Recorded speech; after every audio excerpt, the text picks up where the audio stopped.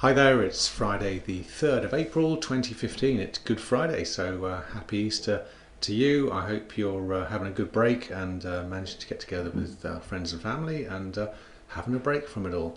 So as it's Friday, the markets are closed and I can get on and do my videos, just looking at the state of the market initially, and then I'll do another video that looks at my open position. So in this video, I'm just going to run through the key indices that I like to look at each week, and we're going to start off with the French index, the CAC 40, which hasn't done much this week. Past couple of weeks it's been a bit down, a bit up, so nothing much really to report there, and that's mirrored in the German DAX, which hasn't done very much this week.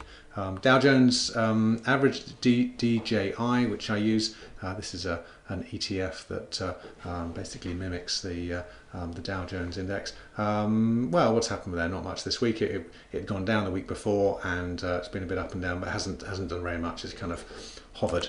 FTSE 100's about the same. Strong move down the week before. Hasn't done much this week. The FTSE 250 went up very slightly from its low of the previous week. FTSE 350 about the same. The Nasdaq is down a bit. Japan down very slightly. Bond funds, no real change. Okay, this is this funny 3 times inverse Japanese government bond futures exchange traded note, which went up a little bit. This will you can see this is all going down. Basically, if Japan defaults on its debt, this will sort of go skyward. So I'm kind of interested just to watch it. Is it a good time to buy? Who knows? I don't know. But it's going down. Increased volatility in it, which is kind of interesting. So maybe that reflects a bit of financial uncertainty. You can see the range of the candles over the past couple of years has generally been fairly small, albeit with some major exceptions. For instance, that one. But generally speaking, there's sort of been much more movement in the candles over the past, well, during this year really. So maybe there's some nervousness in the markets about how they think governments are going to be able to pay back their debts. I don't know. The S&P 500 hasn't done much this week. The Australian index has gone down a little bit. Gold's gone up a little bit. The TR Property Investment Trust, which I use to sort of track the UK and European property, has gone up slightly. It's been sort of railroading up and down. Don't know really where it's been. During 2015, it's been all over the place. Don't know where that's going. Oil this week's gone up a little bit. This is the US Oil Fund, an ETF which I use to trade oil. You can see where I've been buying, buy.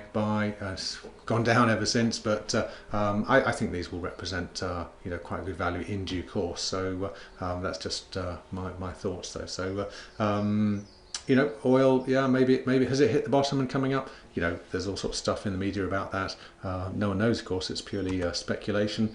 The Vanguard Total Bond Market ETF has gone up a little bit, and that's really it with the indices. So everything's kind of gone down slightly, apart from gold, which has gone up a little bit. Oil may have bottomed out and starting to creep up. Who knows? Trying to say where the bottom is in a market like that's sort of gone down so much so quickly, I think is very difficult to do.